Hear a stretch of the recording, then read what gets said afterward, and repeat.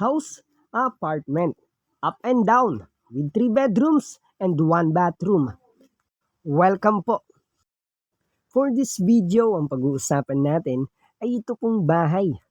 Ito pong bahay inside subdivision, good community, and flood-free location. Malapit lang sa highway, may malapit na school and market. Yes po, ito pong bahay ay may 3 bedrooms na nako-convert into 2 bedrooms with built-in cabinet. Merong mga bintana kaya good ang kanyang air ventilation. Yes po, i-check po natin itong buong bahay.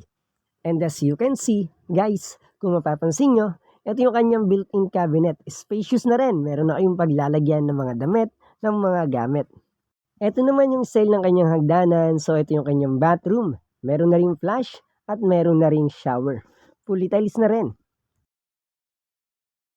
Yes, very spacious. Up and down na bahay with 3 bedrooms. May sariling metro ng kuryente at tubig. Yung tubig pala na nagsusupply sa kanila, guys, para alam ninyo, may nilad water po. Dito naman sa parte ng video na to, nandito tayo ngayon sa malaking kwarto. Ito yung kwarto na pwedeng gawing 3, pwede ring 2 kwarto. So meron ditong screen door, may pintuan na yan, papunta yan din sa may kanyang terrace. Mamaya kaunti po, mas mapapaliwanag ko sa inyo kung ano ang itsura nito pag 3 na yung kwarto.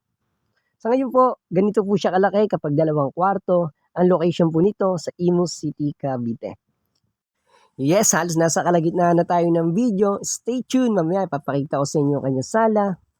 So ito nga po yung kanyang 3 bedrooms na nako-convert into 2 bedrooms. Ayan po, ito po yung kanyang itsura kapag naayos na siya.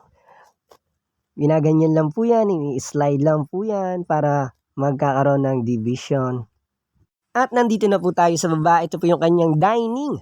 Ito yung kanyang sala, ito yung kanyang living area. At kung mapapansin nyo, fully tiles ang flooring bago pa yung pintura. Actually, papapinturahan pa po ito ulit. Kulay puti lang po ulit. So yun guys, nandito na tayo sa labas. Papakita ko naman sa inyo yung outside view. House apartment in Imus City, Cavite. Up and down with 3 bedrooms and 1 bathroom. Kaya naman, pag napuntahan nyo po yun, ito po yung makikita nyo. Ito po yung kanyang outside view. Kung mapapansin nyo, meron pong tangke dito ng tubig.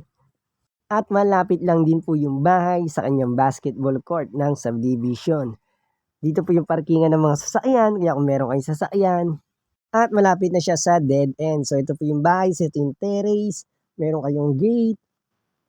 Yes po, dito naman pong side, papunta na po ito sa highway, papunta sa labasan, papunta sa labas ng gate ng subdivision.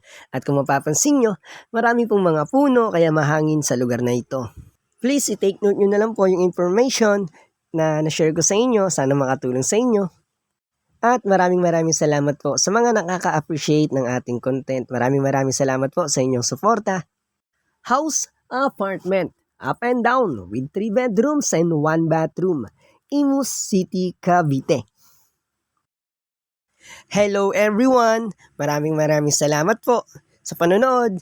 Sa ngayon, hanggang dito na lang po muna. See you on next video. Maraming salamat po. Sana nag-enjoy kayo. Maraming salamat sa mga nakaka-appreciate. Thank you. Salamat po.